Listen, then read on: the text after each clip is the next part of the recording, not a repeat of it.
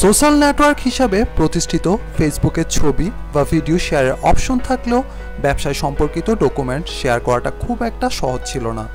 তাছাড়াও কেউ নিজের প্রতিষ্ঠানের গোপন নথি অন্যের সঙ্গে শেয়ার করাটা পছন্দই বা করবেন কেন? কেননা সবাই কোনো না কোনো প্রতিযোগিতার ভেতর দিয়েই যায়, তাই প্রতিযোগী প্রতিষ্ঠানের কাছে নিজের সিক্রেট কেউই শেয়ার করতে চায় না। গত বছরই ওয়ার্কপ্লেস নামে একটি সেবা চালু করেছিল সামাজিক যোগাযোগ মাধ্যম ফেসবুক। এই সেবাটি মূলত দলগতভাবে কাজ করার জন্য চালু করা হয়েছিল, তবে জনপ্রিয়তা পায়নি তাদের এই সেবাটি। এই ওয়ার্কপ্লেসের একটি সংস্করণ বিনামূল্যে ছেড়েছে ফেসবুক।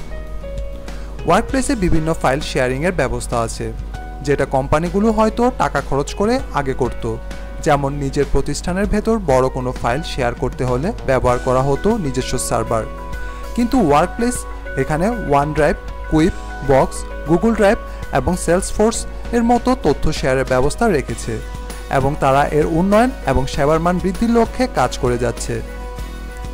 এই বিষয়ে ফেসবুকের পক্ষ থেকে জানানো হয়, এখন থেকে এই সেবার মাধ্যমে ব্যবহারকারীরা বিনামূল্যে 1-to-1 গ্রুপ ভয়েস ও ভিডিও কল, ভিডিও স্ট্রিমিং ও চ্যাট সুবিধা পাবে। এই সংস্করণটি iOS, অ্যান্ড্রয়েড ও ডেস্কটপ ভার্সনেও কাজ করবে। তাহলে কি বিজনেস নেটওয়ার্ক ও সোশ্যাল নেটওয়ার্কের মতো ফেসবুকের দখলে চলে যাচ্ছে?